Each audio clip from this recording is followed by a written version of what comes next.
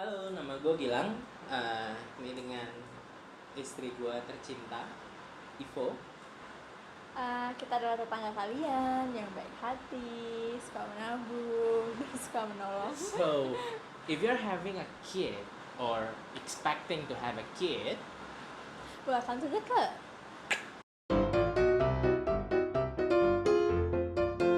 Nah, kita hari ini lagi mau bahas soal corona. Soalnya per hari ini kita record itu udah ada kayak 260.000 kasus di dunia. Kalau di Indonesia sendiri sih 360-an ya. Terus yang meninggal ada 32. Karena itu gara-gara virus corona ini juga banyak perusahaan yang mulai menerapkan work from home ya. Bahkan juga sama pemerintah udah disuruh buat kerja dari rumah dan lain sebagainya. Kayak misalnya Google, terus mungkin perusahaan-perusahaan lokal kayak Gojek gitu ya, startup-startup lokal, terus Bukalapak, udah banyak juga yang melakukan work from home sih. Nah, kita di sini ingin menghibur kalian dengan tips dan trik untuk WFH ala kita as a parent. Oke, so mungkin buat kalian yang punya anak ya di rumah, ini bisa jadi semacam apa ya, referensi atau tips atau mungkin sekedar sharing dari kita. So ada beberapa poin sih yang mau kita sampaikan tentang WFH ini. Oke. Ya. Yang pertama, soal supply barang.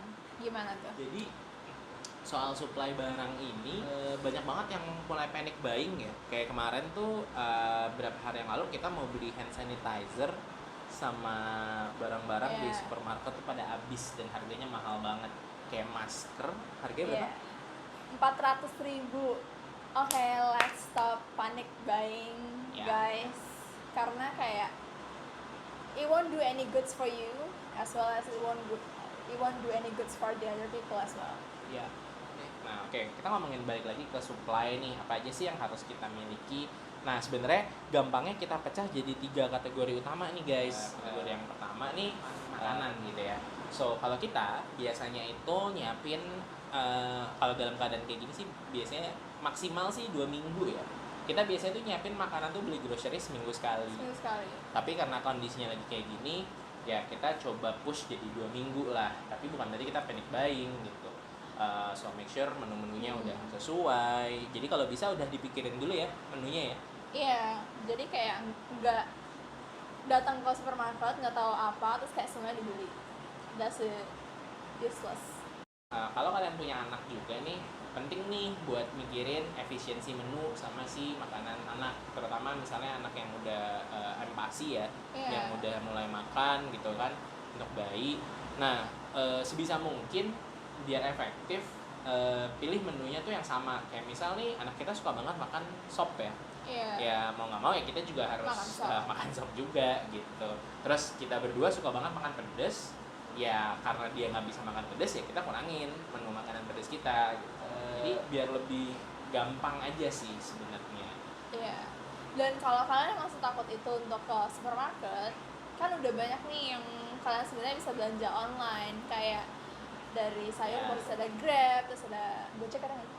Nggak ada sih. Tapi dari Tokopedia ada biasanya gitu sih. Oke, yang kedua ini sebenarnya stok yang essential buat anak sih. Susu, diapers gitu kan dan lain sebagainya. Untuk ibu-ibu yang menyusui, bisa nyetok nih beberapa ASI booster, terus makanan.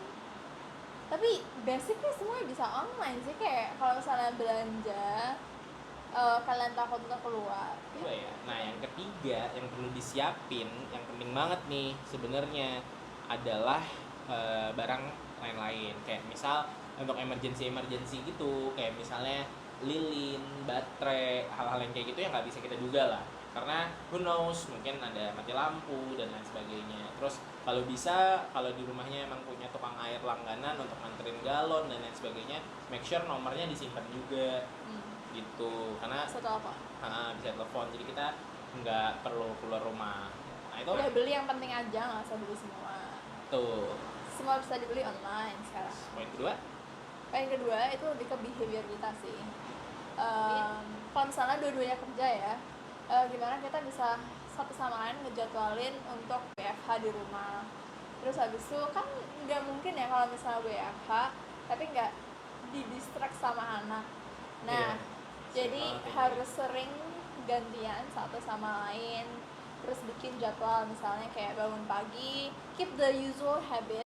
WFH itu kalau misalnya kita mikirin, kita mungkin juga satu hal semakin dekat sama keluarga, but at the same time kita juga harus tetap stay productive dan respect each other juga untuk kerjaan segala macam. Nah, kunci dari WFH itu sebenarnya kalau dari kita ngatur jadwal tuh penting banget. Walaupun kita kerja di rumah, bukan berarti kita kayak bisa bangun siang gitu, enggak. Tetap ya kita sesuai kayak rutinitas kita aja. Misal kita biasa berangkat ke kantor jam 8, ya udah kita jam 8 udah harus siap, udah harus mandi. Mana jadwal kita tetap stick sama behavior kita. Kalau bisa disiapin environment-nya juga, karena pengalaman pribadi kita nih nggak jarang misalnya kita lagi video call terus anak tiba-tiba nangis. How do democracies respond to those scandals?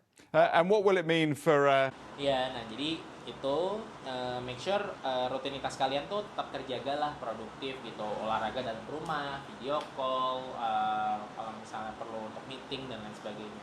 Terus poin ketiga nih yang nggak kalah penting, untuk kalian yang memang punya anak kecil di rumah, apalagi punya bayi atau mungkin masih di bawah batita gitu ya, di bawah 3 tahun, if possible during this time get help.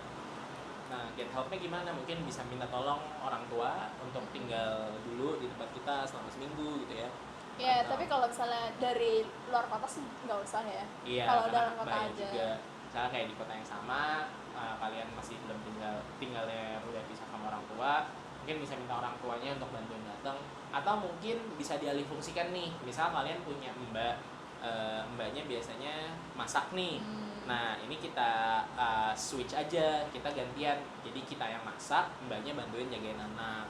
Jadi ya lebih swadaya juga sih, kayak misalnya cuci piring sendiri ya kan, ngebantuin ngurangin beban pekerjaan si mbaknya juga.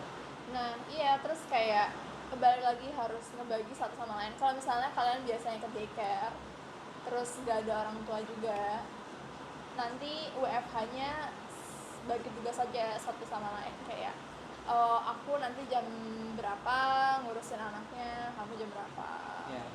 Dan sebisa mungkin kita juga harus nyiapin environment yang memadai untuk anak, kayak misalnya kita beli yang kayak untuk magerin anak gitu, yang jadi anak lo bisa ditinggal main sendiri, kita sambil kerja bisa ngawasin misalnya.